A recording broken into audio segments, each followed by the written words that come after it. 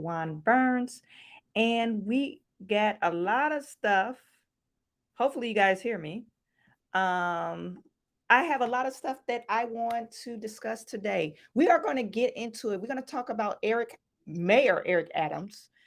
They went on this whole thing to convince the federal government, this parade, I guess you call it a parade, or we could call it a charade, this weekend because it was Labor Day weekend. And they wanted to plead with the federal government to get asylum seekers workers permit. I guess because it's Labor Day weekend, they want workers permit for asylum seekers immediately, so they don't want them to wait the 90 days. I think it's a 90 days or 120 days for them to get a work permit. They want it now. Okay. So we're going to talk about that. And then we got some stuff to talk about Takaya Young, the young lady that ended up getting killed by the police officers because she tried to use her vehicle to run over the police officer, I guess, to escape the police. I'm not for sure what the whole point was of her doing that. But anyway, she ended up being shot by the police officers and she ended up dying from those injuries. Okay, so we'll talk about that and what everybody is protesting about. So we'll get into that. Anyway, so I'm going to share this with you. I got this off of Mayor Eric Adams or New York City mayor website. It's on their YouTube channel. It's about an hour long stream. I'm not going to do that. I just took a snippet of it and we're going to watch what he's saying. And they're basically protesting. And what's so crazy to me, you got all these people protesting, legal citizens of the United States protesting for illegals to get work permits. But what about all the people in your area that's homeless and they don't have jobs, or what they would call it houseless, and don't have jobs? Legal residents of the United States, but you want to plead with the federal government to say, hey, we need work permits for illegal residents. It to me is asinine, but let's see what he's talking about.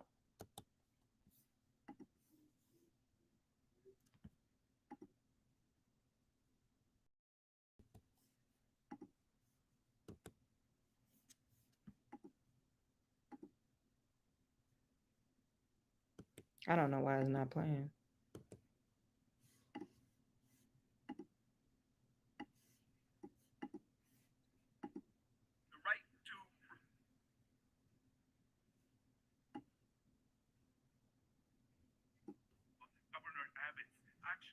And the mayor was the first to say we need work permits for asylum seekers. So with that, please join me in welcoming the mayor of the greatest city in the world, Mayor Eric Adams. Thank you so much.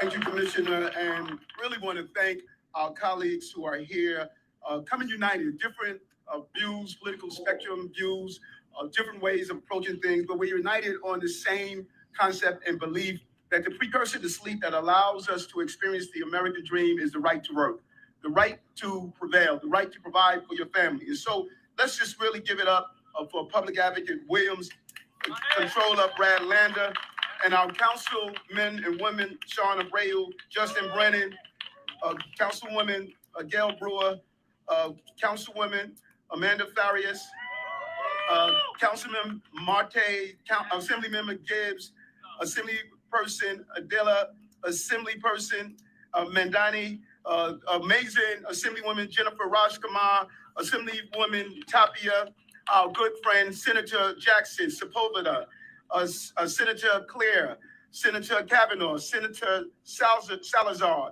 Senator Ramos, and Senator Myrie, all coming together, joining together, really unified. Give them a hand of the unification. And just imagine where you would be right now as an individual, as a person that's standing here. Imagine where you would be when your parents, when your loved one, or you came to this country and you were told that you could not pursue the American dream. Imagine if that right was stripped away from you. I don't care if you were the early Irish, early Italians, the early Jews, the early Japanese, the early, no matter who you are, where you came here to pursue the American dream. The only country on the globe, I say over and over again, when dream is attached to its name. And the most important aspect of that dream is the right to self-determination. When I spent the night in the asylum hurt that we created, and spoke with the asylum seekers, they were clear. We don't want your free food. We don't want your free bedding. We don't want your health care. We just want to work. We want to have the opportunity to do what everyone else had the opportunity to do. And we're saying we must. Yeah, I agree with some of what he's saying. You come over to America because you want to have the civil freedoms. You want to pursue the quote unquote American dream. And some of these immigrants, they do not come over to freeload.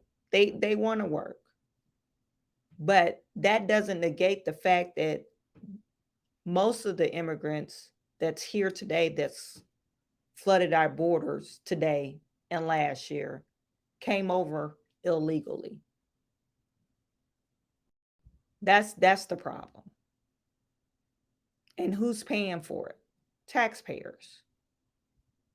So there's nothing wrong with you coming over here, or illegal immigrants coming over here to pursue the American dream, but there is a system of checks and balances. And those systems and checks and balances are no longer in existence. I guess they don't use them no more, because Biden administration just allowed Title 42 to expire, and it was a free fall.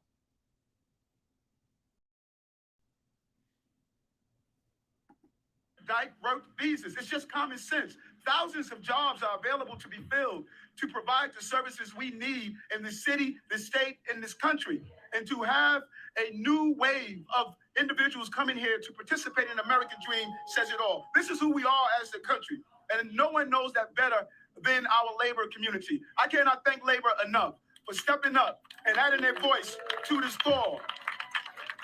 We are joined here today by the DC 37 HTC RW. So we're not gonna listen to that. We're not gonna listen to him shout out all the local unions and all that stuff. The local union, and I don't understand. Okay, you guys are coming to bat for people that are illegal, but what about the people that are legal residents that are suffering in your city today? Unemployment in New York, let me just look it up.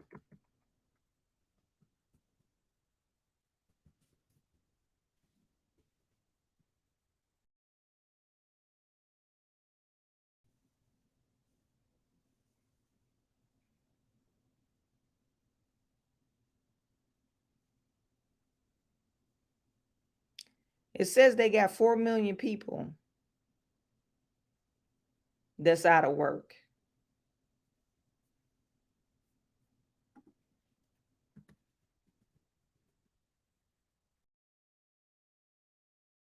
It's 5.3% compared to 5.4. Last month it was 4.9, or last year it was 4.9. They saying this is the low. Let me just pull that up so you guys can see that.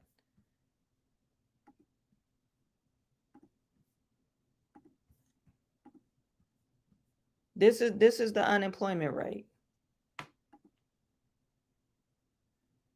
It's at 5.3%.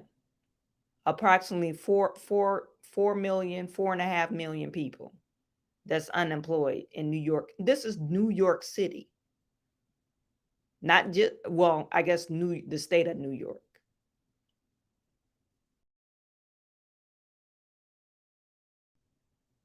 So you're saying that you want to make sure that the immigrants are working, but you're not concerned about your residents, your legal residents in New York City. I just came across another video on Twitter. Years ago.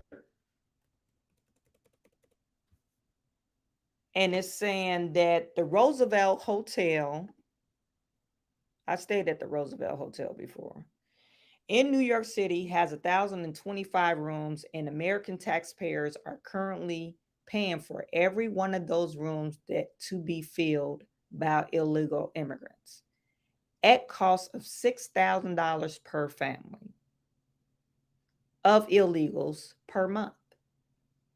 To add insult to injury, the hotel is actually owned by a Pakistani government.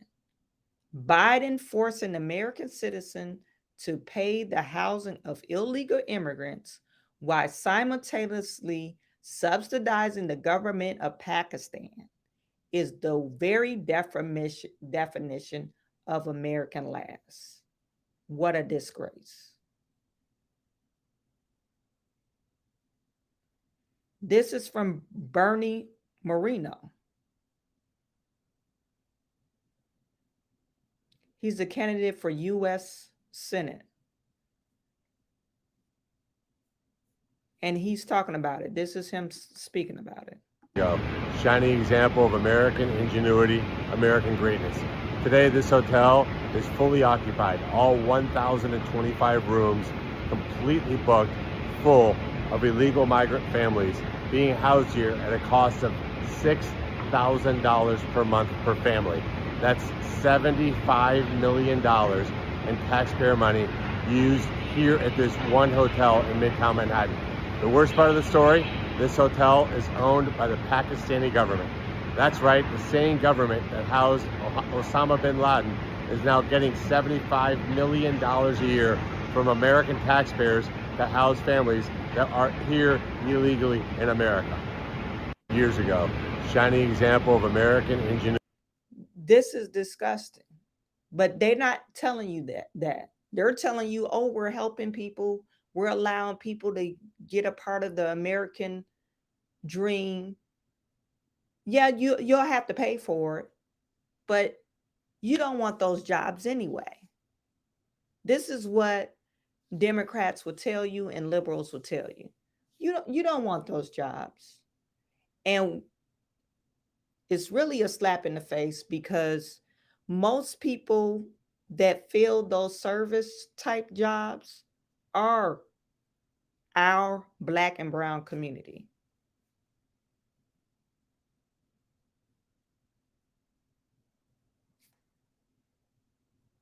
Those are the people that fill those types of service jobs.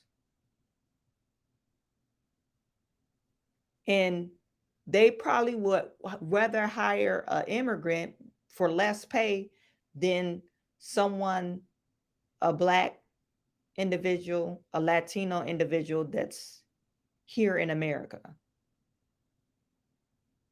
that's a resident, that's a citizen, because they know they could pay the immigrants less than what they pay a citizen. So it is a slap in the face.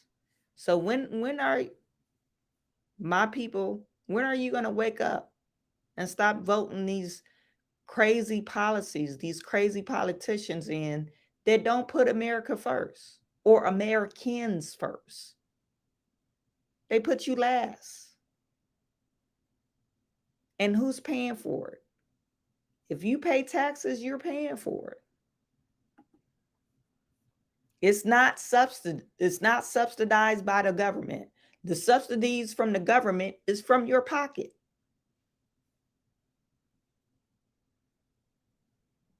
And it is disgusting.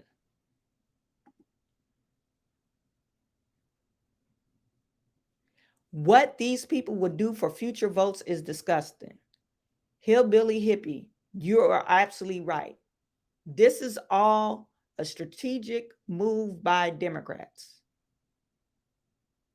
Oh, remember back in 2022 and 2023, we let you come in. Now you're a citizen. Now we want you to vote Democrat. Remember Joe Biden? Now they're asking for, and you guys, I said this, I don't know how long you guys been following me. When I was covering immigration before Title 42 expired on some of my live videos, I said this. The next thing, well, New York is saying, oh, we want work visas immediately. Oh, they're over here now. They should be allowed to vote. Screw the, trying to become citizens in the natural way of order of things, passing the exam and going through the whole motion of with the immigration office. Oh, they're over here now. We should just let them vote. That's why Democrats, they don't believe, they say it's voter, they call it voter, I forget what the word is called. When they're trying to say, oh, you don't need an ID card to vote. They're trying to say it's discrimination. Oh, you're trying to put discrimination on because a lot of people don't have photo identification. Who doesn't have photo identification? And you know who falls for that crap? Black people. Oh yeah, they're trying to stop my vote because I don't have a photo ID. Who doesn't have a photo ID? That's why Democrats don't want photo IDs. So anybody could vote. So they could have immigrants. Remember back in 2023, we let you in. We gave you housing. You didn't have to work that. You didn't have to wait 90 days to get a work visa. You came here and immediately you found a job and you was making good money. Vote for Biden. Biden and Kamala, 2024. This is a strategic move, and I wish we got to wake up. I wish people will see that and stop. You see all these black and brown people behind them? Oh, yeah, they need work visas. Oh, yeah, let them in. And you got Joe Schmo living on the street corner and he can't find a job. Or he's a drug addict or whatever. A veteran. Veterans are living on the street, can't find a job. But you want, that served your country. They fought for your country. They got some type of PTSD or whatever their illness is, but they're living on the street, can't get health care. Throwing them out to the street, and they risk their lives for our country. But you put an illegal immigrant over a person, a veteran that risked their life for this country. Does that make any sense to you guys? We got to wake up. I'm not going to preach about that.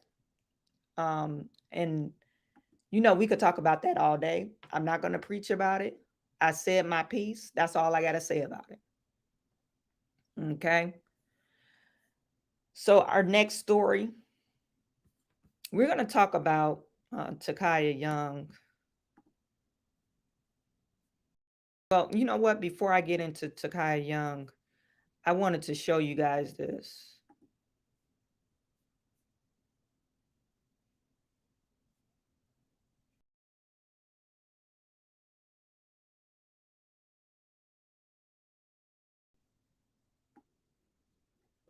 This is the Hill. And it's basically saying Biden support among Black voters are sinking. And we know that. They're trying to make it like, I don't know if you take an offense to it, since Trump got him, he received a mug shot when he turned himself in down in Fulton County, Georgia. And that kind of galvanized his base, number one. And number two, he gained respect in the Black community. You guys let me know if that's true or not. I'm not for sure if that's true. I know the mugshot was just, hey, he's going through it like some Black men been in the justice systems before. And always, like, if you're doing whatever you're doing, you get some trumped up charges. Maybe that resonated with some Black people or some Black men. But for most people, I think they're finally seeing what Biden administration and the Democrat Party has never really had the best interests of Black people. I think that's why he's losing the Black vote.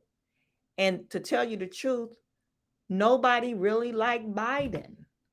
They're trying to make Joe Biden like he was loved in the Black community. No. If you believe Biden actually won the election, people just didn't like Trump more than Biden. Biden was the lesser of the two evils. And if you believe the election results of 2020, I believe that's why Black people voted for Joe Biden, because they didn't really like him. Anyway, Joe Biden he's never been popular in the Black community. So I think with Black women, they were like, oh, you got a Black VP, so we got to vote for you. Hey, Black girl magic. But with Black men, Joe Biden's never been popular. Kamala Harris, Black men don't like her. So I don't know. I think Black people in general is finally starting to wake up, hopefully, to see the nonsense and how for years you've been bamboozled. For years. We've been bamboozled for years. Okay, so anyway, this is the Hill, and they're talking about how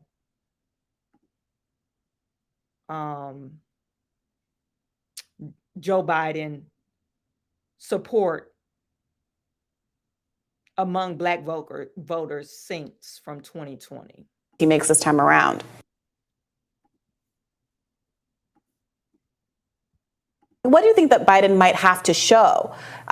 Is it possible for him to show anything to the Black community at that point that would give them confidence that he's able and willing to follow through on whatever campaign promises he makes this time around? I'm not sure that any changes that he makes right now would actually change people's minds, for the people who said that 20%, for example, that said that they support Donald Trump. And the reason why I say that is because this isn't just about Joe Biden. This goes back to other Democrat presidents that have not fulfilled their promises and have not tried to help the Black community. That includes Barack Obama, who was a big disappointment for a lot of African Americans in this country in reference to where he stood with helping people in the Black community. Joe Biden really doesn't have a Black agenda. And I think that's important for people to understand. It's one thing when you're running for president, you make these promises and then you don't fulfill them. And let me correct, he does have a Black agenda. The Black agenda is to say, hey, white supremacy is the biggest threat to our democracy, and to get Black people riled up. Oh, white supremacy, it's the biggest threat. Oh my God, I'm Black. White supremacy, that boogeyman in the closet. That's what Joe Biden's, that's his plan. So it might not be a tangible plan, but he has a plan. He has an agenda. You might not like the agenda. It's not a tangible agenda, but that's his agenda. The Democratic Party, for a long time, they have pandered to the Black community. When Black people are asking for certain policies to be passed, they say the right rhetoric when they're running their campaigns, but once they're elected, they ignore the Black community. In fact, I feel like we're the only group where the Democratic Party actually panders this much to, and they just don't fulfill these promises. So it was only a matter of time that eventually Black people are going to look at both parties, and I think they should look at every party and independent candidates as well and say, is this really working for us? So I think going forward, it may be a little bit too late for a Biden presidency, because we saw this with Joe Biden, we saw it with Barack Obama, we saw this with Bill Clinton. How much longer are Black people supposed to wait to get some type of concessions from the Democratic Party? What do you think that There, I think we need to stop looking at concessions. Stop trying to get something from whatever party it is, especially the Democrats, especially when we talk about reparations. Stop looking at that. Look at the policy as a whole. Okay, what does this individual, what do they stand on? What does that, do they believe in? What are they running on? How does that affect, how does that policy or what they're running on affect me? And if you happen to be a Black person, okay, how does that affect me and my community?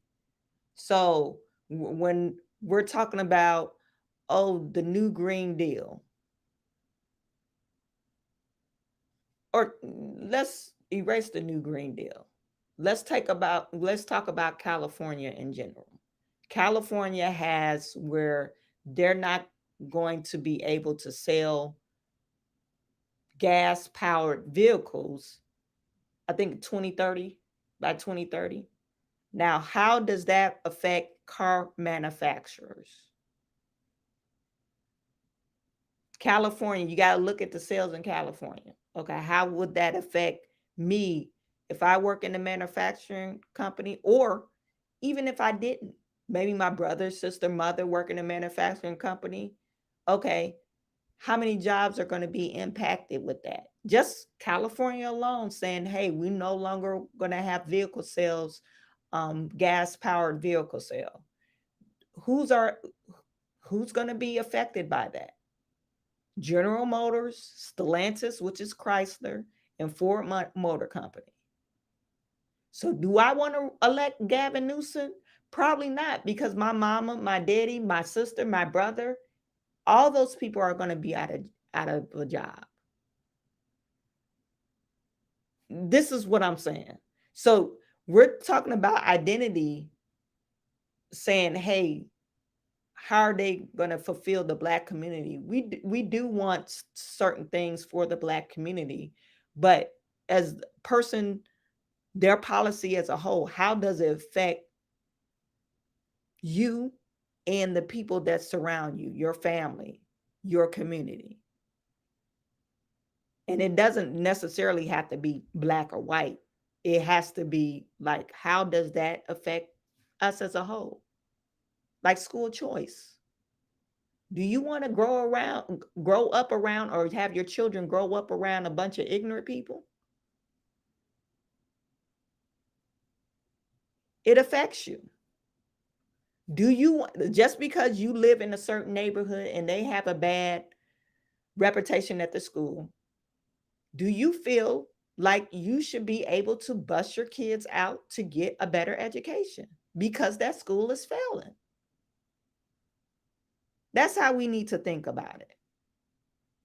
Not because, oh, Joe Biden, he's going to give us $20,000 in student loan debt forgiveness. Oh, they're talking about reparations. Oh, they're talking about this.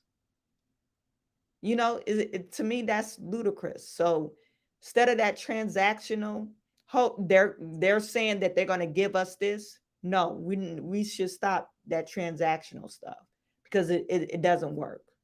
We need to look at their policies as a whole. What do they stand for? How does it affect my community? Anyway, so Joe Biden is losing steam with the black folks. Are they still going to vote Democrat? Probably so. Probably so. They get Gavin Newsom in there. And what's the girl's name from The View? She was fawning over him. Oh, he looked good. Oh, that's why you will vote for him? Because he looks good. So, and then, you know, the people from The View were talking about, oh, Gavin Newsom is not ready. Joe Biden is our president. So you still will have black, particularly black women, voting for Joe Biden and Kamala Harris because Kamala Harris is there.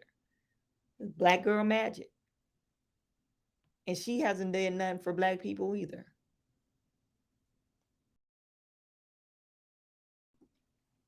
Anyway,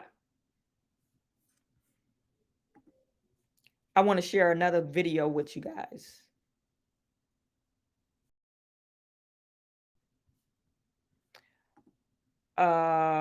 Robert Jordan said voter suppression. Yeah, that's basically what it is. Voter suppression. Because you don't have ID. Voter suppression? No, everybody has ID. Let's see. Charles Logan said, that's right. Remember, we let you come in and you got the best in housing. Don't you feel like a Democrat?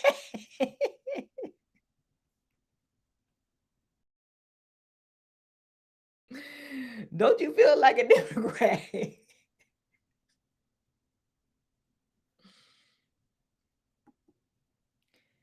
President Johnson said we will have the black vote for 200 years, but he did not say black.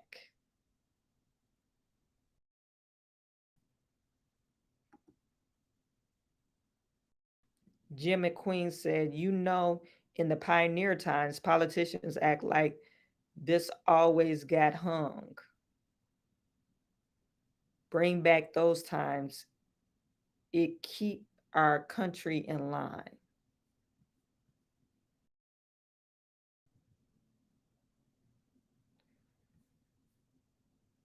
Yeah, they're not going to do no public style execution.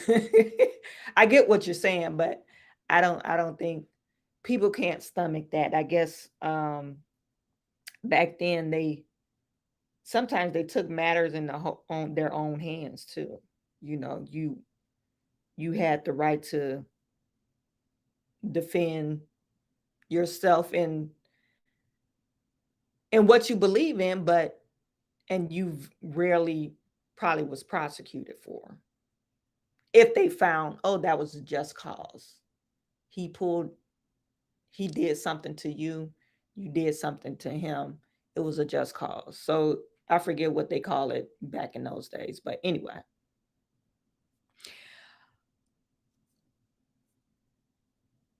Okay, so I want to share another video with you guys. Now, I don't know if you guys saw, this is what the liberal media was streaming when Trump was initially charged or turned himself in to Fulton County. Now, Young Thug, he's a rapper. He has RICO charges. Young Thug is a rapper, and they charged him with RICO charges, and they said that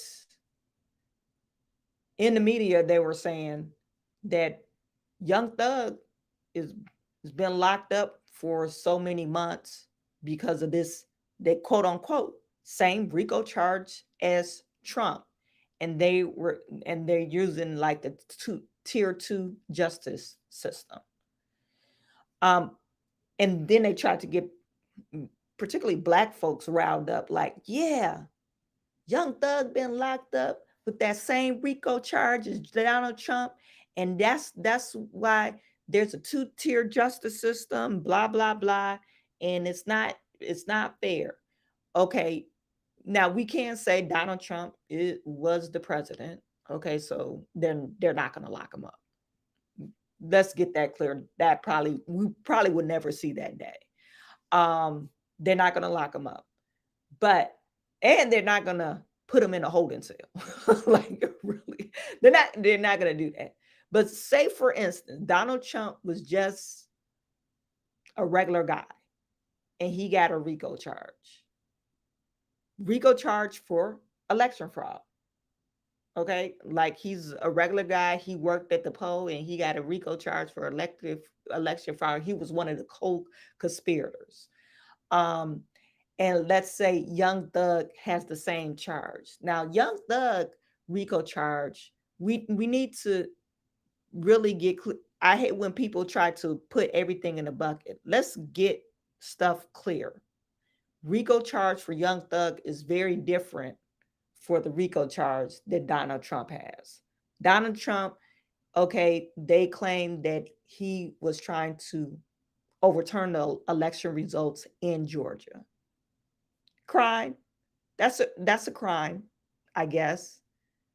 But Young Thug, his RICO charges for running drugs, gang activities, and violence, killing people.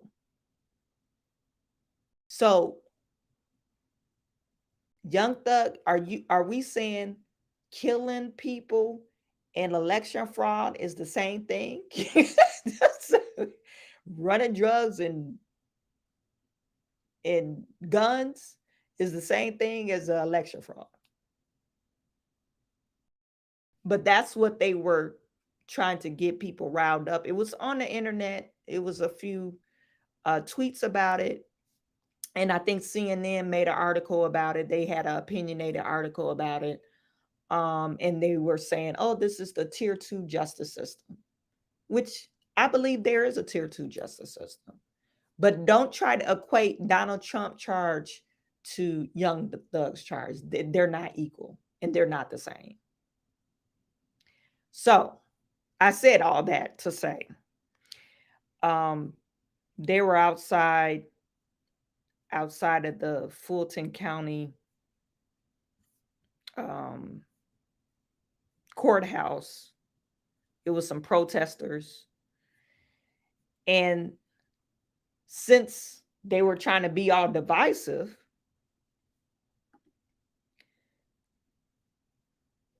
it says right here, it says Fannie Wilson also locked up Atlanta rapper Young Thug. He is currently in the Fulton County jail with the same charges as Donald Trump. Me and his father agreed we need unity. White, black, brown for Trump. Talk about. Yeah. Talk about. He's talking to Young Thug's father.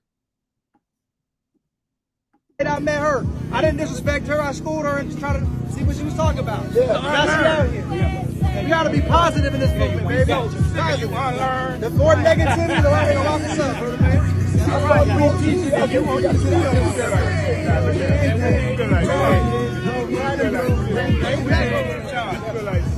I met her. So, and this Trump's nephew, I don't know if it's his Trump nephew for real, but they're talking. I didn't disrespect her. I schooled her and just tried to see what she was talking about. Yeah. Now she out here. Yeah. You gotta be positive in this movement, baby. Positive. The more negativity, the right way to lock us up, brother, man. All right,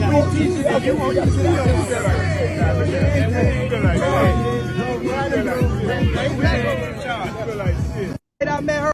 And so, you know, I guess YSL is their gang, right? It's not the same charge. I don't know why they brought that up. It's just not the same. You know, it might say RICO on top, but that's racketeering, conspiracy, and a network of people trying to achieve a goal. And it might be election fraud. They put election fraud in there. Or it might be running drugs,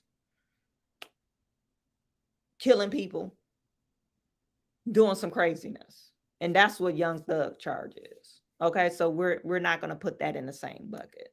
But they found unity in this. These guys was out there protesting for Young Thug. Hey, he has the same charge. Why doesn't he have a bond? Well, because he's a dangerous criminal. That's why he doesn't have the same bond. But they could have been divisive when they met up, and it didn't happen. So we do have some type of common ground that we could agree on. Now, my final story, because I got to get off, you guys, because the kids go to school tomorrow. My final story is about, let me see if I can find it.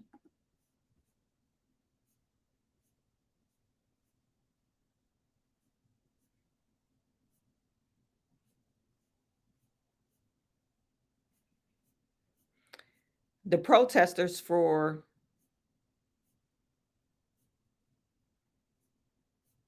what is that girl's name? Actually, I got two more stories. One is a rant. But you could see Black Lives Matter. I thought Black Lives Matter ran into their cave. But they're out there protesting. Black Lives Matter protesters in Columbus, Ohio demand justice for a woman who got shot dead after trying to run over a cop. Maybe these people didn't see the video, or maybe they just saying, oh, you shouldn't have took the you shouldn't have shot her. I mean, you try to run somebody over, if they have a gun, they might shoot you. I mean, would you have taken those same steps? Probably not. But he was in the right to take the steps that he took.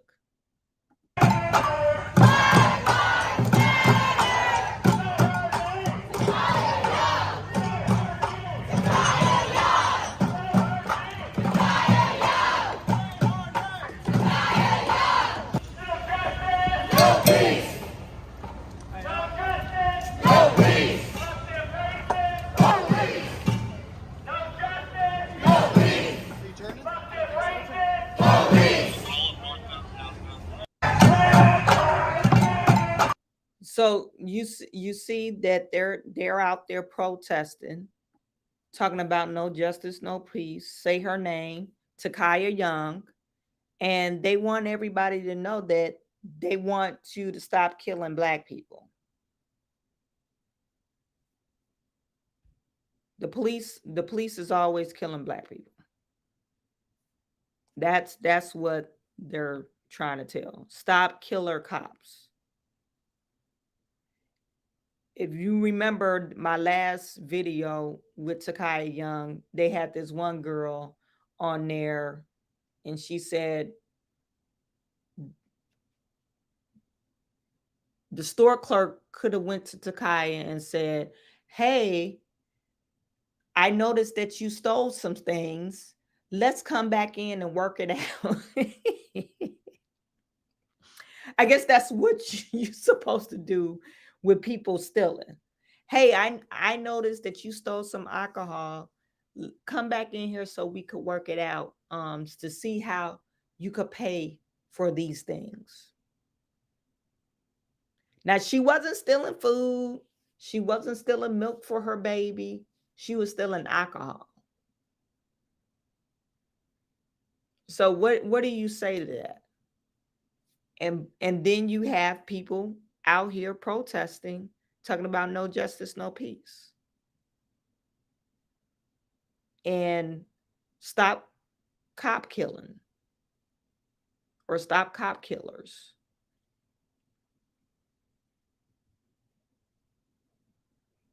And it's unfortunate that she ended up losing her life. That's really unfortunate because she was only 21. But we need to hold Takaya responsible. And I believe it was AZ said, AZ, was that you? Someone said that Takaya grandmother had a restraining order against her. So what are we saying?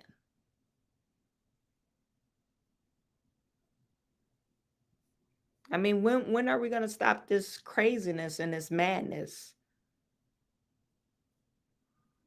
that the white man or the cops are just slaying black people in the street? We need to stop that. I mean, we have bigger fish to fry. And we need to start holding ourselves accountable for our actions, or people accountable for their action, because she's not an innocent person. Okay, so that was it for that. I'm not gonna beat a dead horse.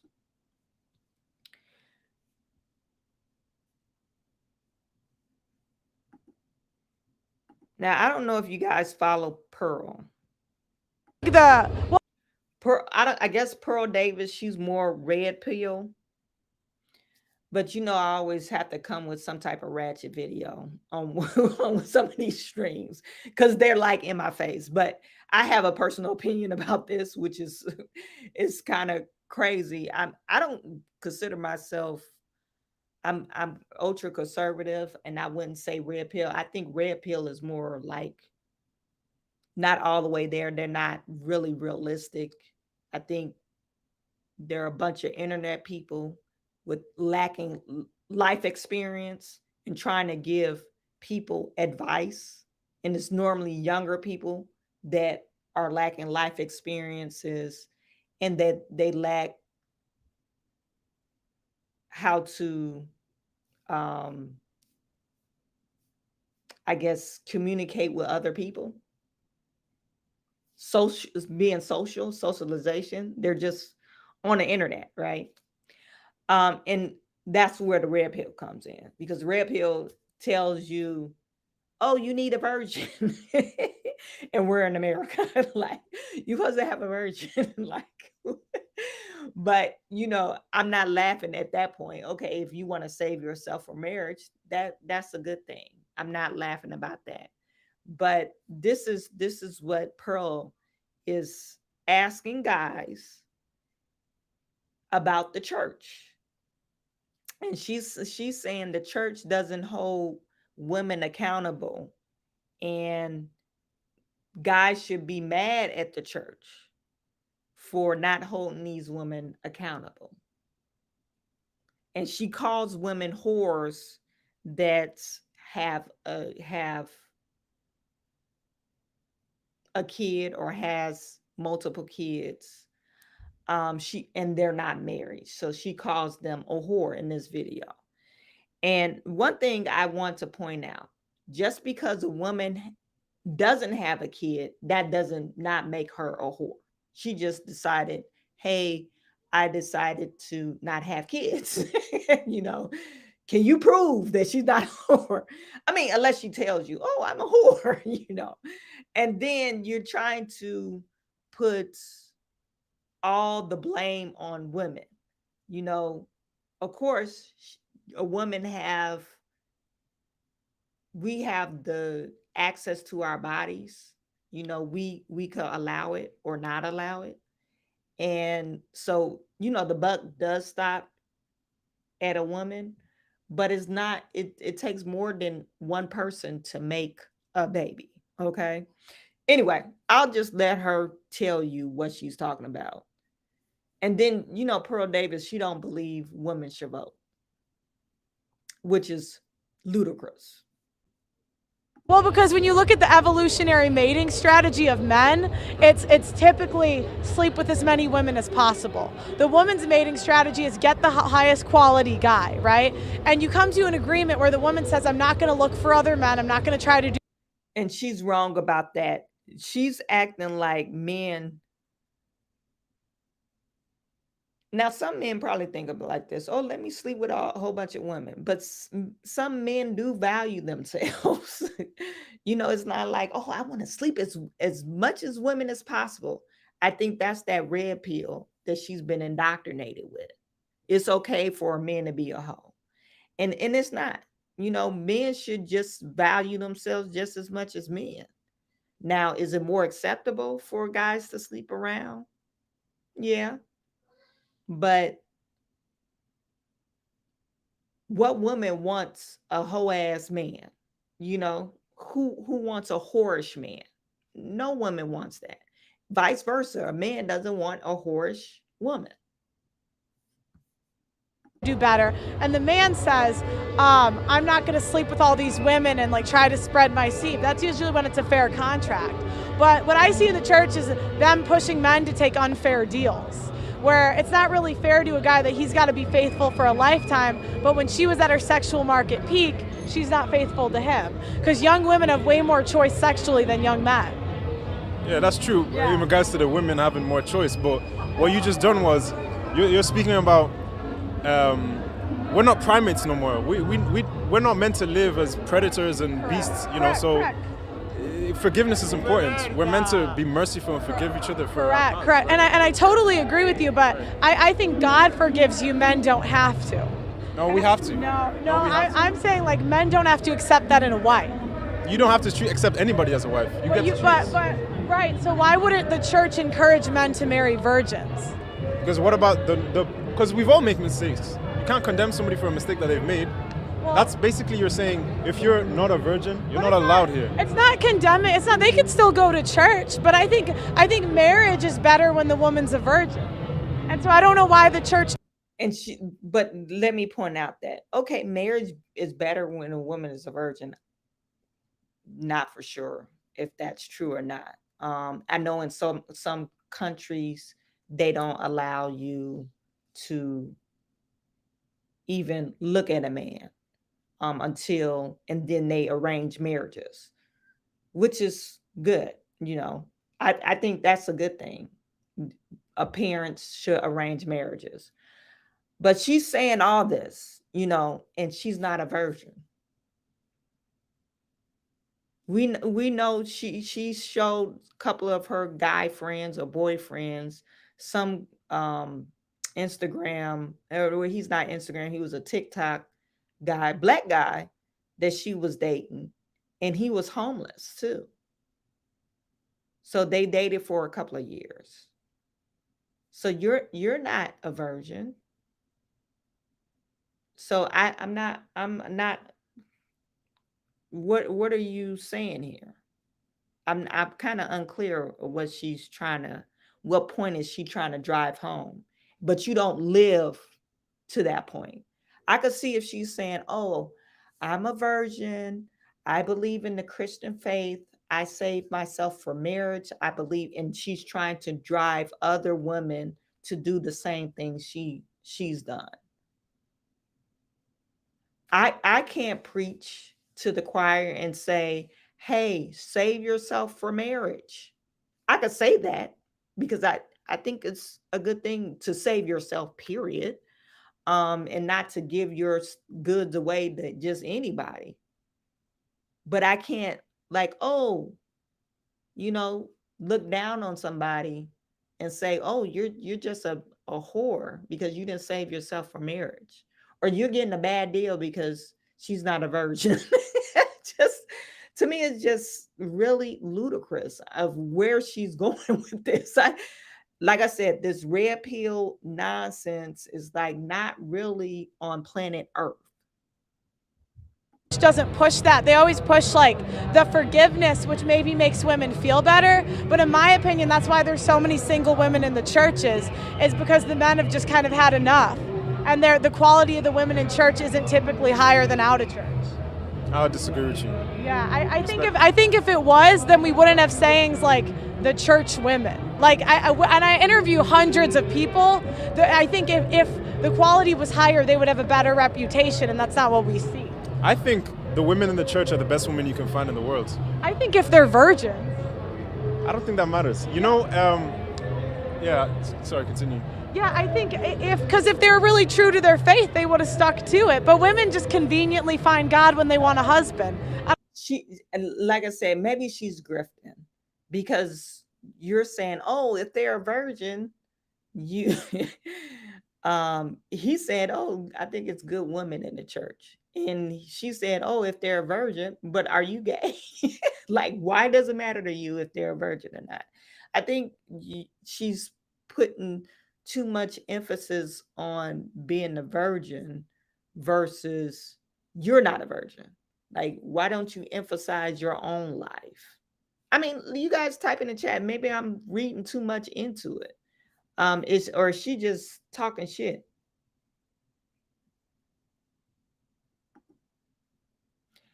Cheryl Schwab said maybe she should be more concerned about priests molesting kids.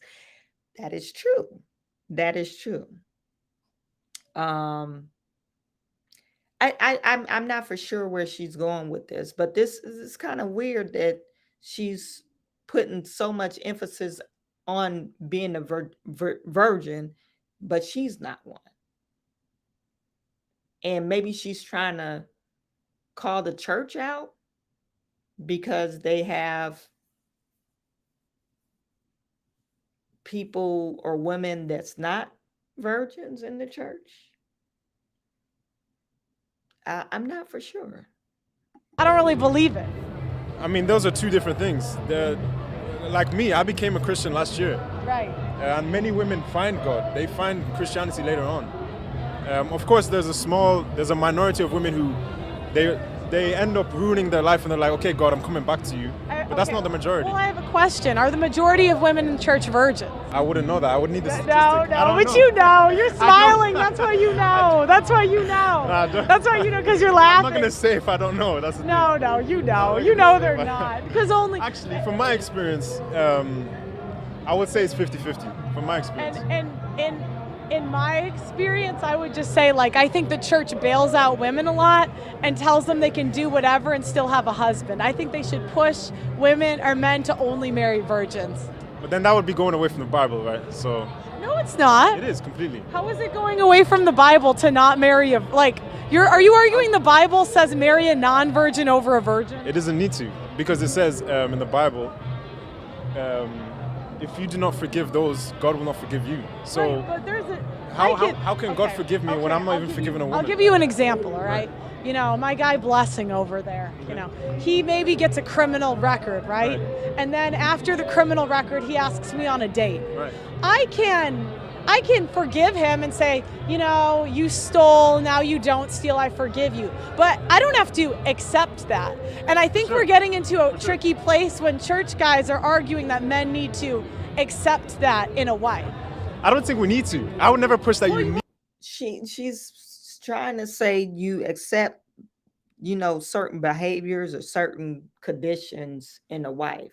No. If this is your own thing, if you like that person and that person, you feel like it's a good person, okay, that's what you accepted. But in general, you're trying to put this general overarching thing on, I guess, the church and men. It's like, it doesn't make any sense. Like, where are you going with this? And then she's trying to convince this guy, oh, you should only date a virgin. Well, number one, what's the likelihood of him finding a virgin unless he start dating younger? You know, you could date younger girls, but is that morally acceptable? Well, you just said that before. You said if we don't accept that from the women, we're not forgiving them. Well, okay, I'll clarify. Okay. So I will say you need to still accept them for who they are, but you don't, just because I forgive you doesn't mean I have to marry you. Correct. Right. And so that's why we should say marry the virgins, everyone else is a No, seriously, right? Because in history, 100 years ago, 85% of women were virgins because the men said, we are only marrying virgins. Women act better when men demand more. Can I flip the table on you? Are you a virgin? No, I don't deserve marriage. Do you really believe that? I really do. I think that marriage is between two virgins. So are you married? But No, I'm not. And I think I really do think there's consequences for decisions. And I think the problem we have in society, every problem we have in society is linked to multiple sexual partners for women. Every problem. Homeless is linked to single mothers. Single mothers tend to be. Yep. More likely than not. See, and that's where she gets it wrong. Not that's particular statistics. I'm just saying, just because you're not a virgin, you got married and had kids. I mean, I wasn't a virgin when I married my husband. We're in a marriage. We've been together for 13 years. We've been married for 10. You see where I'm getting at? So I don't understand where she's getting at. I think when you start having kids, I think, well, of course, I think if you give yourself up, it takes away from your soul. I do believe that. But when you just start having kids and by different baby daddies, I think that's just crazy. And then I think that's a real problem. That's where the problem really begins, when you put kids into it. But for someone to say, "Oh, you're not a virgin, you don't deserve marriage," that, to me, that's crazy. That's ludicrous to me. They have multiple sexual partners. The more sexual partners a woman has, the more likely she's to divorce. The more likely, that's true. And once she divorces, what happens? The kids pay. So that's why I think the churches need to step in and demand virginity. And I think a lot of people are not religious anymore, too. So she did have a point. Yeah, more partners you have, you probably have more stuff in you, you know.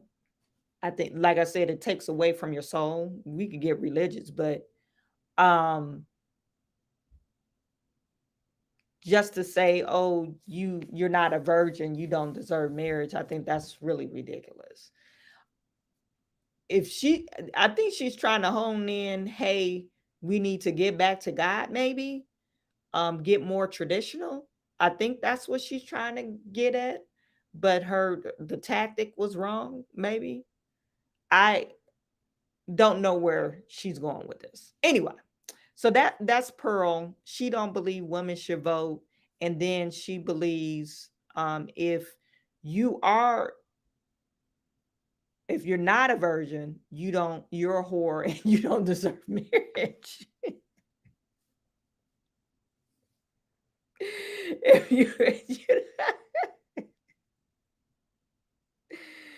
and Jim says she only listens to reply.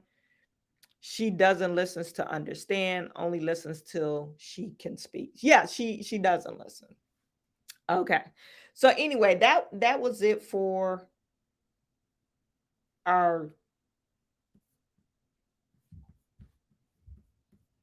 that was it for our stream for tonight. You guys, I'll be online tomorrow. It may be afternoon tomorrow around 2:00.